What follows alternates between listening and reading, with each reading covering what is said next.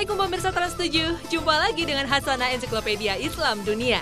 Pagi ini kami akan mengangkat ragam keunikan dari salah satu makhluk ciptaan Allah Subhanahu wa Ta'ala, yaitu laba-laba.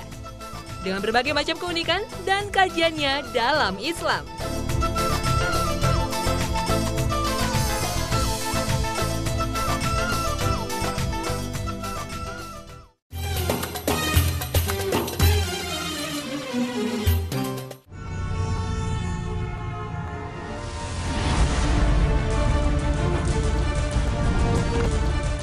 Pemirsa Hasanah pasti tahu kan dengan tokoh fiktif Hollywood ini? Ya, inilah Spider-Man, seorang manusia yang mempunyai kekuatan super layaknya laba-laba. Ia mampu melompat di antara gedung-gedung tinggi dengan jaring baja yang muncul dari tangannya. Peter Parker, seorang fotografer lepas koran setempat, bisa menjadi Spider-Man karena terkena sengatan laba-laba.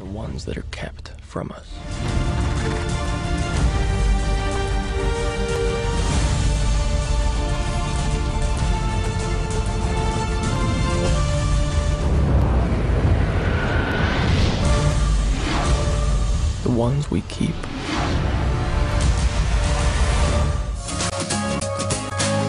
Laba-laba adalah serangga kecil yang dianggap lemah. Namun, kehebatan dan keindahan makhluk ciptaan Allah Subhanahu wa Ta'ala ini telah memberi inspirasi bagi seseorang untuk menciptakan karyanya. Sesungguhnya, Allah Subhanahu wa Ta'ala tidak menciptakan sesuatu dengan bermain-main. Karena di balik setiap penciptaan, pasti ada maksud dan tujuan tertentu. Hanya saja, kebanyakan manusia tidak mengetahuinya. وَمَا خَلَقْنَا السَّمَاوَاتِ وَالْأَرْضَ وَمَا بَيْنَهُمَا لَاعِبِينَ مَا خَلَقْنَاهُمَا إِلَّا بِالْحَقِّ وَلَكِنَّ أَكْثَرَهُمْ لَا يَعْلَمُونَ. Mengenal lebih dalam akan makhluk ciptaan Allah Subhanahu wa Ta'ala ini, laba-laba termasuk jenis serangga. Laba-laba mempunyai nama ilmiah Araneae. Ia masuk dalam kategori serangga arthropoda, yaitu serangga yang memiliki 2 segmen tubuh, 4 pasang kaki, tidak bersayap, dan tidak memiliki mulut pengunyah. Kerabat dekat laba-laba adalah kalajengking dan berbagai serangga yang berkaki 8. Makhluk ini masuk dalam kategori Arasinida.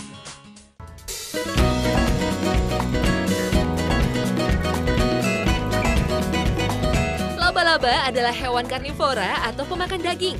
Hewan ini termasuk hewan yang pandai berburu. Hampir semua jenis laba-laba adalah hewan yang beracun atau memiliki racun pada taring di mulutnya. Racun ini digunakan untuk melumpuhkan mangsanya untuk disantap karena laba-laba tidak bisa mengunyah. Racun pada laba-laba juga berguna untuk melunakkan daging mangsanya. Setelah daging lunak, lalu dihisap cairan tubuh pada mangsanya. Namun, dari puluhan ribu spesies yang ada, hanya 200 jenis laba-laba yang gigitannya dapat mematikan manusia. Ih, kalau tahu begitu, tetap waspada ya sama laba-laba. Nah, selain termasuk binatang karnivora, laba-laba juga mempunyai kemampuan untuk memproduksi benang sutra pada perutnya loh.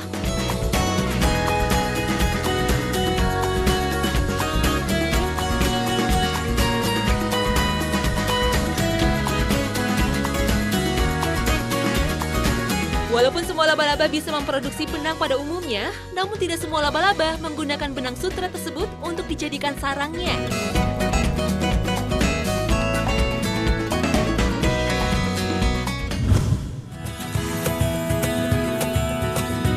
Nah, sekarang kita jelaskan dulu ragam spesies laba-laba yang ada di dunia. Dengan beragamnya spesies yang ada, para peneliti laba-laba atau yang disebut arachnologi menemukan beberapa keunikan dari sebagian spesies laba-laba yang berhasil diidentifikasi. Dari beberapa jenis laba-laba ini, beberapa di antaranya memiliki kemampuan yang tidak disangka-sangka, bahkan menjadi inspirasi beberapa orang. Seperti yang satu ini, laba-laba samurai. Wow, keren kan namanya? Ya, sesuai dengan namanya, laba-laba ini memiliki habitat asal di daerah Jepang.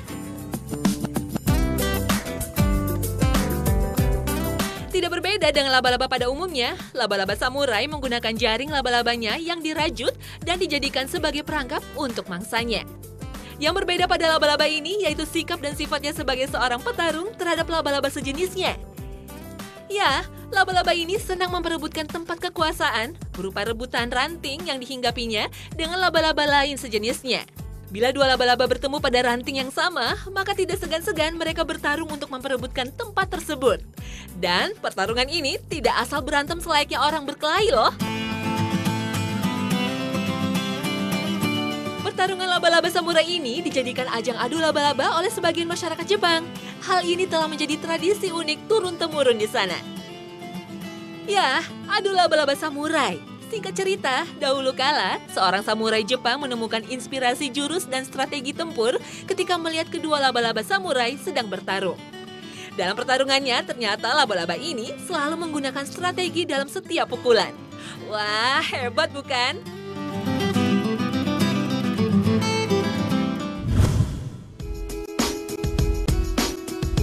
Pasti Anda pernah melihat permainan ketangkasan ini kan? Ya, lempar tali lasso.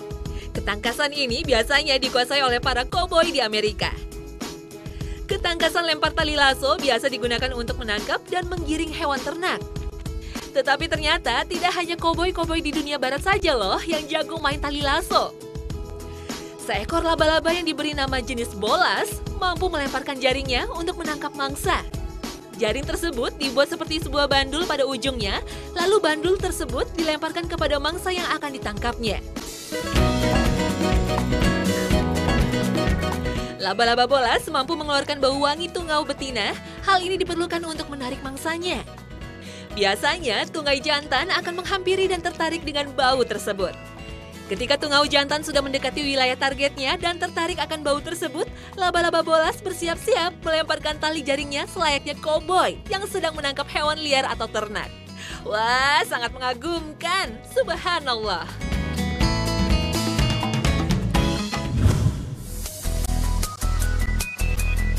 Kalau Anda pernah menyelam ke dalam laut, pasti akan membawa tabung oksigen sebagai pasokan udara untuk membantu pernafasan.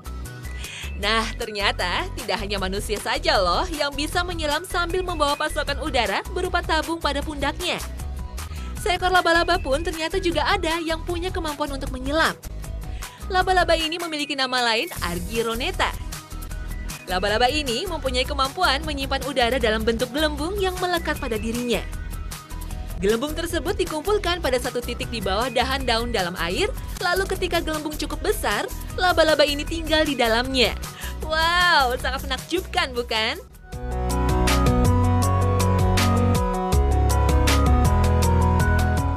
Laba-laba penyelam ini juga diberi nama diving bell spider atau laba-laba lonceng, karena bentuk sarang yang dihinggapinya seperti lonceng di dalam air. Ternyata sarang tersebut dikerangkai oleh serat-serat benang sutra yang diproduksi si laba-laba. Saking halusnya, benang ini hampir tak terlihat dan kasat mata.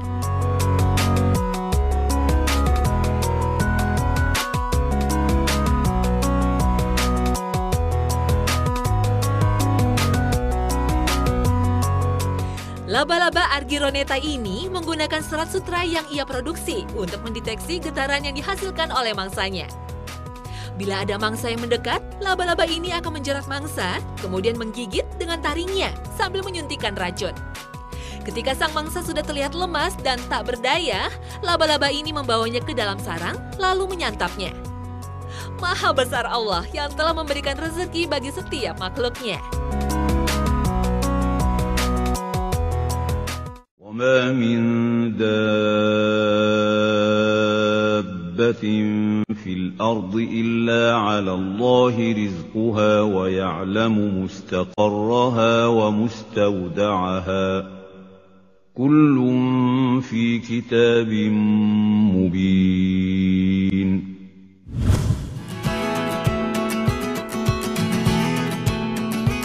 Selain kemampuan untuk berburu, laba-laba juga ada loh yang mempunyai kemampuan unik untuk menarik lawan jenisnya. Tentu saja, kemampuan ini digunakan bukan untuk memangsa lawan jenisnya, tetapi untuk kebutuhan reproduksi, yaitu di siklus pernikahan. Inilah sang laba-laba genit. Peacock spider atau dalam bahasa Indonesianya laba-laba merak. Ya, laba-laba ini seperti burung merak dalam melakukan teknik untuk menarik lawan jenisnya. Laba-laba merak mempunyai bentuk bagian perut yang unik dan indah. Warna-warna pada bagian atas perutnya digunakan untuk menarik perhatian betina.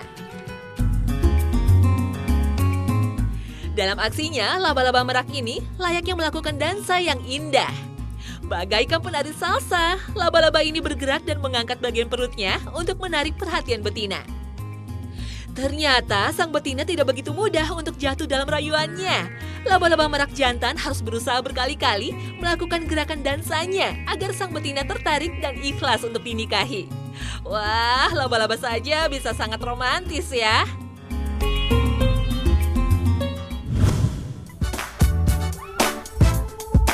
Nah, ada pula laba-laba yang sangat ahli dalam berkamuflase.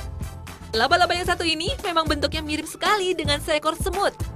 Ya, inilah laba-laba mimikri. Laba-laba ini mampu untuk membaur dengan koloni semut. Tentu saja, kemiripan ini digunakan untuk melindungi diri dari predator-predator yang memburunya. Selain itu, laba-laba ini juga memangsa semut yang ia incar. Bila kita lihat, hampir tidak berbeda di antara mereka. Tetapi bila diteliti pasti, kita bisa membedakannya. Pada dasarnya, semut memiliki 6 kaki. Berbeda dengan genus laba-laba atau Arachnida yang memiliki kaki 8. Dalam kamuflasenya, laba-laba ini menggunakan kedua kaki depannya sebagai antena agar mirip dengan antena pada semut. وَفِي خَلْقِكُمْ وَمَا يَبُثُّ مِن دَابَّةٍ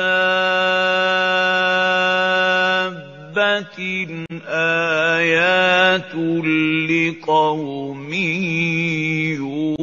يُوقِنُونَ. Dari hal ini sungguh sangat membuktikan kebesaran Allah SWT akan ciptaannya.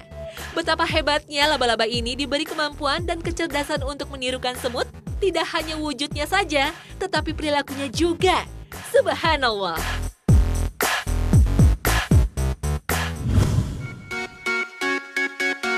Oke, cukup sudah ya info tentang ragam spesies laba-laba di dunia. Sekarang kita beralih nih pada inspirasi laba-laba pada perkembangan teknologi. Beruntung ya, Allah SWT menciptakan laba-laba dengan ukuran kecil sebagai serangga. Bayangkan saja bila laba-laba ukurannya sebesar gajah. Sudah pasti kita akan ketakutan. Nah, sekalipun sudah ada film Spider-Man yang membuat kita mengagumi sosok sang pahlawan laba-laba, tapi kalau Anda dihadapkan pada laba-laba raksasa yang satu ini, wah, pasti keder juga deh. Baru-baru ini sedang dibuat robot yang dikenal dengan nama Spider-Bot. Robot yang tampak menyerupai laba-laba raksasa ini akan membuat bulu kuduk Anda bisa berdiri karena kaget. Sekalipun cuma robot dan tak menyengat, Spider-Bot memang diciptakan sebagai mainan yang seram.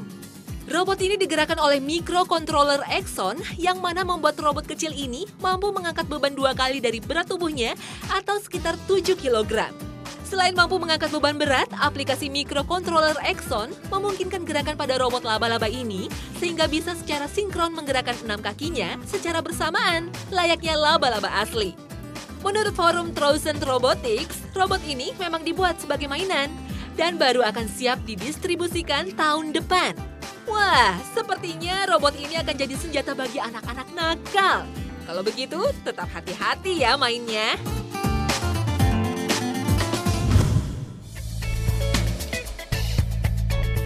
Nah, sudah pernah nonton film Jurassic Park yang mampu membangkitkan dinosaurus hanya dari DNA-nya yang terperangkap pada fosil nyamuk? Teknik seperti itu sepertinya bukan cerita fiksi lagi. Kehadiran laba-laba kepiting raksasa yang sebenarnya hanya berukuran beberapa milimeter ini menyebabkan kegemparan di Natural History Museum di Berlin, Jerman. Laba-laba tersebut berhasil diidentifikasi para ilmuwan berkat teknik scaling terbaru. Ia disebut memiliki 8 mata, berwarna abu-abu atau coklat. Laba-laba ini melumpuhkan mangsanya dengan racun walau tidak membahayakan manusia. Ia terjebak dalam ambar yang begitu gelap selama ratusan juta tahun. Fosil berharga ini bahkan sulit diidentifikasi dengan mikroskop. Hingga akhirnya, seorang ahli paleontologi dan laba-laba bersama timnya berhasil mengenalinya. Scan 3 dimensi ini memungkinkan anggota tim untuk menganalisa bentuk, struktur, dan kondisi kehidupan laba-laba ini yang tidak bisa dilakukan mikroskop biasa. Rahangnya digunakan untuk makan dan mesin scan mengungkapnya dengan detail. Scaling ini adalah terobosan baru dibandingkan apa yang dapat dilakukan dulu dengan mikroskop ketika meneliti fosil-fosil yang terjepit di antara bebatuan.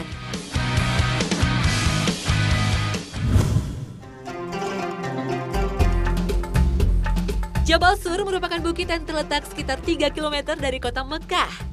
Disebut Sur karena dinisbatkan ke Sur bin Abdi Manaf. Bukit ini digunakan Rasulullah SAW untuk bersembunyi selama 3 hari 3 malam dari kejaran orang-orang kafir ketika hendak hijrah ke Madinah. Ketika itu, Allah SWT menyelamatkan nabinya dengan memerintahkan laba-laba untuk membuat sarang di pintu gua tersebut. Demikian juga burung merpati yang sedang bertelur, supaya mereka mengira bahwa gua itu tidak mungkin dimasuki seseorang. Akhirnya, kaum kafir Quraisy yang memburu Nabi pulang dengan tangan hampa. Dan Nabi beserta Abu Bakar melanjutkan perjalanan hijrahnya ke Madinah. Tidak ada keraguan bahwa Allah lah Tuhan seluruh sekalian alam yang telah menciptakan dan memerintahkan sang laba-laba dan memberinya kemampuan untuk membuat rumahnya sendiri. Meskipun lemah, tapi mampu untuk melindungi kekasih Allah, Rasulullah SAW. Meskipun cerita itu sangat santer diperdengarkan, namun sesungguhnya belum diketemukan tuntunannya yang nyata. Dalam hadis pun, sebenarnya cerita ini tidak pernah dimuat.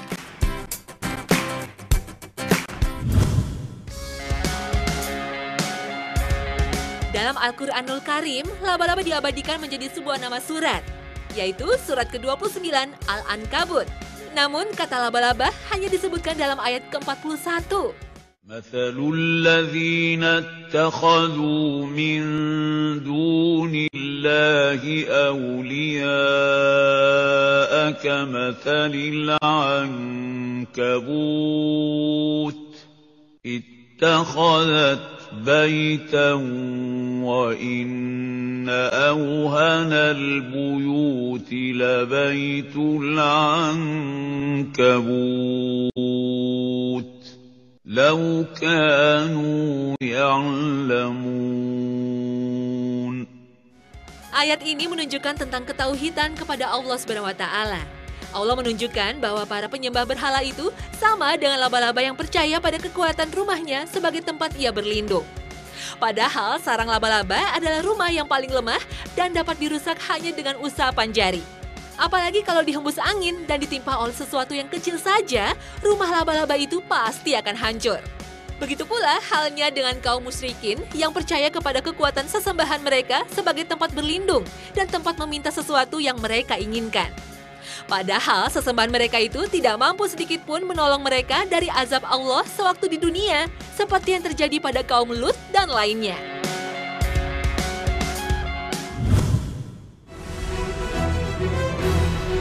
Mitos terhadap keberadaan hewan ataupun kedatangannya ke rumah dan lingkungan kita hingga saat ini masih dipercaya oleh sebagian kalangan masyarakat di berbagai negara. Sebagai masyarakat Eropa percaya jika bertemu laba-laba di pagi hari, itu tandanya akan ada duka cita dan keprihatinan. Sebaliknya, jika melihatnya pada malam hari akan membawa kebahagiaan, sedangkan kalau melihatnya di siang hari, itu tandanya mereka bakal dapat hadiah. Mitos lain dalam sebuah tafsir mimpi menyebutkan, jika kita bermimpi bertemu laba-laba, bermakna akan mengalami banyak godaan dan rintangan dalam usaha atau perjalanan. Padahal dalam Al-Quran Surat Al-An'am ayat 59 sudah dijelaskan bahwa mitos dan hal-hal yang gaib tersebut hanya Allah SWT lah yang mengetahui kunci-kuncinya. وعنده مفاتح الغيب لا يعلمها إلا هو.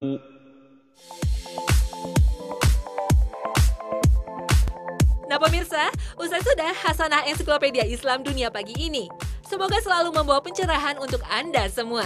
Jangan lupa ya, saksikan terus Hasanah setiap hari Senin hingga Jumat hanya di Trans 7. Wassalamualaikum warahmatullahi wabarakatuh.